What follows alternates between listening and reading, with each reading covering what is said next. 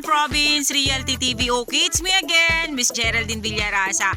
Okay po, meron pa rin po akong iba-vlog dito po sa bayan po namin sa Tagkawayan, Quezon.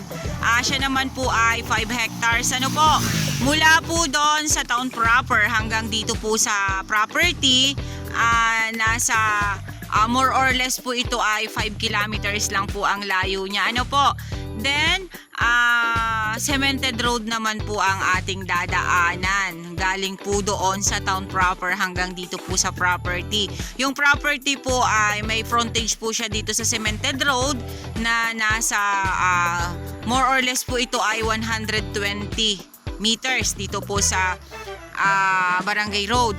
Then ang property po ay left and right. Natuhog din po siya ng kalsada, ano po, ng cemented road itong area. Okay po, tara po at papasukin po natin ang 5 hectares ng Tagkawayan, Quezon. Okay po, about po sa electricity, ayan. Meron po tayo ditong kable ng kuryente. Tara po, samahan nyo po ako at papasukin po natin ito. Ayan po, napakarami po niyang nyog dito pa lang po sa bungad. Ang mga nyog po dito ay mabababa pa lang talaga. Then napakarami po talaga niyang rahog. Kumbaga po ay kasagsagan po silang namumunga. Then ayan, flat na flat po ang property.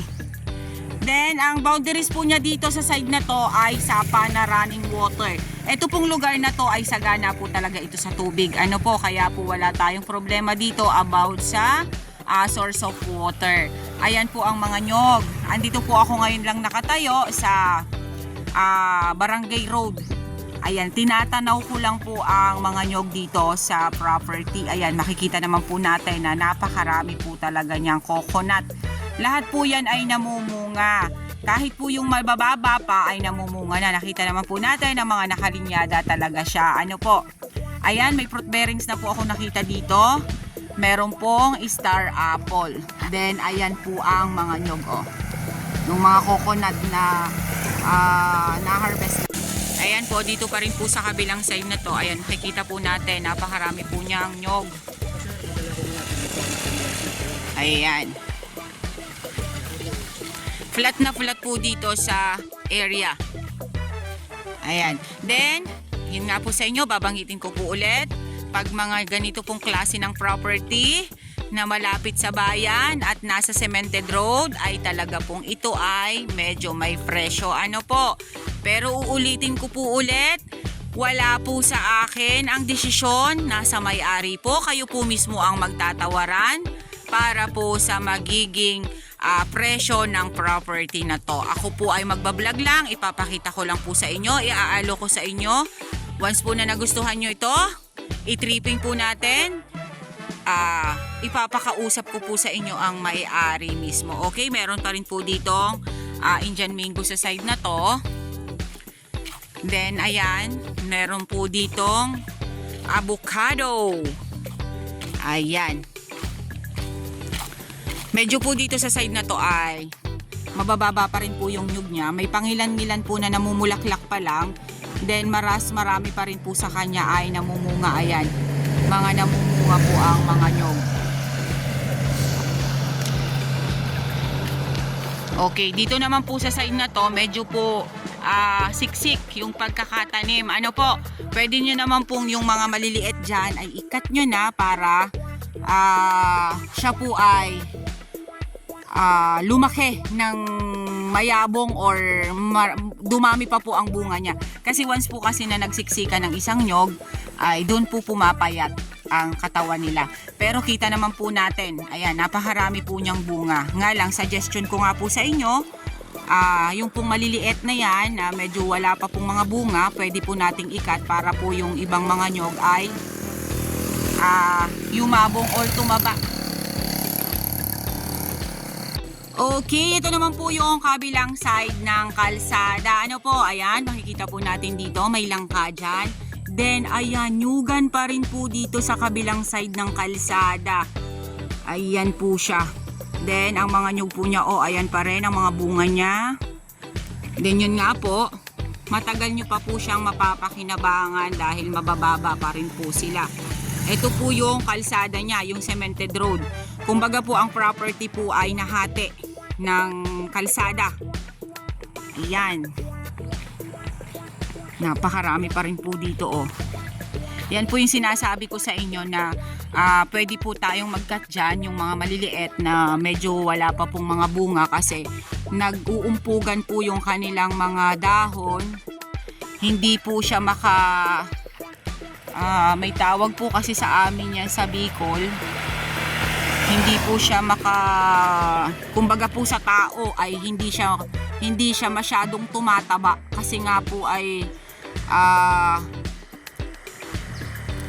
mabilis pong umano ang metabolism niya sa pagkain. Parang ganun po siya. Ganun din po sa nyog. Pagka po yan ay dikit-dikit, hindi po sila ganun kalusog. Ano po? Yan. Pero napakaganda po nung area. Ayan. Then, eto pa rin po yung kabilang side.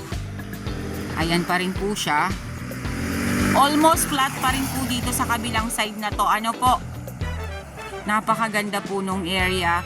Kung gusto po ninyo ay yung talagang productive, ayan, eto na po yung property. Productive na productive po yung area.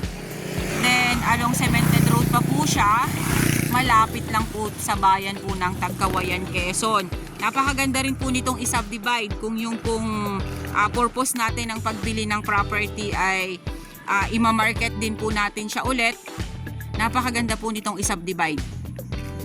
May mga ano po kasi na hindi nila kayang bumili ng malakihan, yung mga small cut lang po ang kaya nilang bilhin, kaya napakaganda po nitong i-develop. Lalo na po dito sa amin sa Tagkawayan, napakarami pong bumibiling mga teacher ng mga lote-lote dito po sa amin. Ayan, napakarami po niyang kakao sa side na yan, then langka dito sa side na to.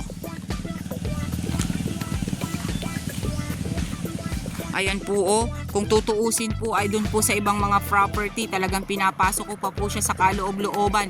Eto hindi na po natin papasukin kasi dito pa lang po sa bungad ay talagang same naman po sila ng kalagayan. Kahit po dun sa kaloob-looban at dito po sa bungad ay same lang po sila ng kalagayan. Ganyan po karami ang nyug niya. Estimated na lang po natin sa nyug nito ay nasa 1,000 kapuno. Pero hindi lang po ito 1,000 kapuno sa totoo lang.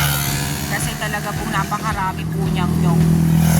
Isipin po natin mula po doon sa mga kasama kong yon, papunta po dito sa may kinatatayuan ko, yung linyada na yan. Nyog po halos lahat yan hanggang sa kaloob-looban. Then ganun din po dito sa kabilang side na to. Dito po sa tayo kong to ay talagang punong-puno din po ng nyog siya. Then ay napakarami niya po doon sa kabilang side na yun yung bamboo na ginagawa pong salaset, yung pong may mga tinik. Ayan, napakaganda po nung area. Sa lahat po ng buyers na gusto ay productive, ito na po, ito na po ang nararapat para sa inyo. Okay. Ayan, napakalinis pa rin po pati nung area oh. Hindi po nakakatakot na ikutin kasi ang linis po niya. Hindi po siya katulad ng ibang property na sobrang marami pong damo. Ito po ay hindi. Ayan, makikita po natin napakarami po niyang buko oh. Inabot pa po kami dito ng bagyo, nung nakaraang bagyo, pero makikita pa rin po natin napakarami po niyang bunga oh. Hindi po siya naapektuhan nung nakaraang bagyo. Ayan.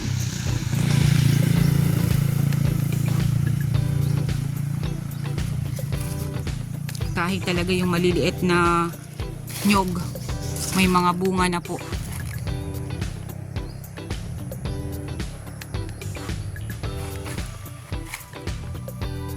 Ayan, sa cellphone signal naman po ay may signal po ng telepono dito sa area. Okay po, ang price po pala nito is 100 per square meter. Ano po? Ayan.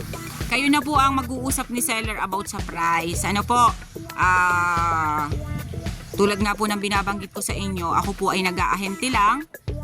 Kumbaga po, ako lang po ang mag-aalok sa inyo ng property, pero about po sa general price ay kayo na po ng seller ang mag-uusap.